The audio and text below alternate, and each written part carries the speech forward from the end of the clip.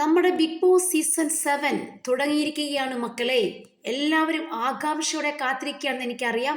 ഇപ്പോൾ നമ്മൾ ആദ്യമായി കണ്ട കുറച്ച് കാര്യങ്ങൾ മാത്രമേ ഞാൻ ഇവിടെ പറയുന്നുള്ളൂ. നമ്മുടെ അനീഷ് വളരെ സ്മാർട്ടായ, വളരെയധികം ബുദ്ധിയോടെ ഇൻ്റലിജൻ്റ് ആയിട്ട് പ്രവർത്തിക്കുന്ന വ്യക്തിയാണ് അനീഷ് എന്ന് എനിക്ക് പിടികിട്ടി. അനീഷ് വന്നപാടെ അവിടെ കളി തുടങ്ങിയിരിക്കുകയാണ്. കളിക്കാൻ വന്നതാണ് നമുക്ക് മനസ്സിലായി. അതുകൊണ്ട് അനീഷിനെ സപ്പോർട്ട് ചെയ്യുന്നത് വളരെ ആവശ്യമാണ്. അനീഷ് കഴിഞ്ഞപ്പോഴേക്കും ഞാൻ അടുത്തതായി കണ്ടത് നമ്മുടെ അനുമോളയാണ്. അനുമോളുടെ കാര്യം എങ്ങനെയാണെന്ന് ചോദിച്ചു കഴിഞ്ഞാൽ, അനീഷ് വന്നപാടെ അനുമോളോട് നല്ല രീതിയിൽ കളിക്കാൻ തുടങ്ങിയിട്ടുണ്ട്. അതായത് അനീഷ് പറയുകയാണ്, അനുമോളെ ഇവിടെ കയറരുത്, ഇതെൻ്റെ സ്ഥലമാണെന്നൊക്കെ പറഞ്ഞ് വലിയ കാര്യത്തിലൊക്കെ പറയുന്നുണ്ട്. അപ്പോൾ അനുമോളെ മാക്സിമം അവിടെ എന്താ പറയുക, കളിയിൽ ഇട്ട് പടപൊരുതാൻ വേണ്ടി അനീഷ് നല്ല വാക്ചാതുര്യത്തോടെ പ്രവർത്തിക്കുന്നുണ്ട്.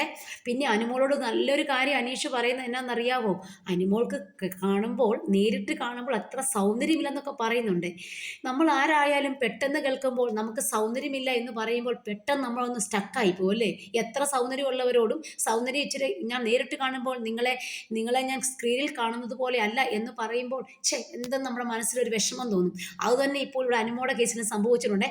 അനുമോൾ പെട്ടെന്ന് അനുമോളുടെ മുഖത്ത് ആ ഭാവപ്രകടനങ്ങൾ നമുക്ക് കാണാൻ പറ്റും. അപ്പോൾ അനുമോൾ മേക്കപ്പ് ഒക്കെ ഇട്ടാന്നൊക്കെ പറഞ്ഞ് അങ്ങനെ നൈസായിട്ട് അങ്ങ് ഒഴിഞ്ഞു പോയിട്ടുണ്ട് കേട്ടോ. പക്ഷേ എന്തായാലും അനീഷ് അങ്ങനൊന്നും പറയണ്ടായിരുന്നു. പക്ഷേ അനീഷിൻ്റെ കളികളാണെന്ന് നമുക്ക് മനസ്സിലായി. അനീഷിന് ശരിക്കും കളിക്കാൻ അറിയാം. അപ്പം ഞാൻ ഈ രണ്ട് കാര്യങ്ങൾ ഇവിടെ പറയാൻ ആഗ്രഹിക്കുന്നുള്ളൂ. എനിക്ക് ഭയങ്കര ഇഷ്ടപ്പെട്ടു. തുടക്കം എന്ന് പറയുന്നത് അതിഗംഭീരമായിരുന്നു അനീഷിൻ്റെത്. അനീഷിനെ വെല്ലാൻ ആരുമില്ലെന്ന് തോന്നുന്നു. ഇനി നമുക്ക് ഓരോരുത്തരുടെയും വരവുകളിവിടെ കാണാനിരിക്കുകയാണ്. അനുമോളെ, നീ ചമ്മാതെ ധൈര്യമായിട്ട് മുന്നോട്ട് പോകണം.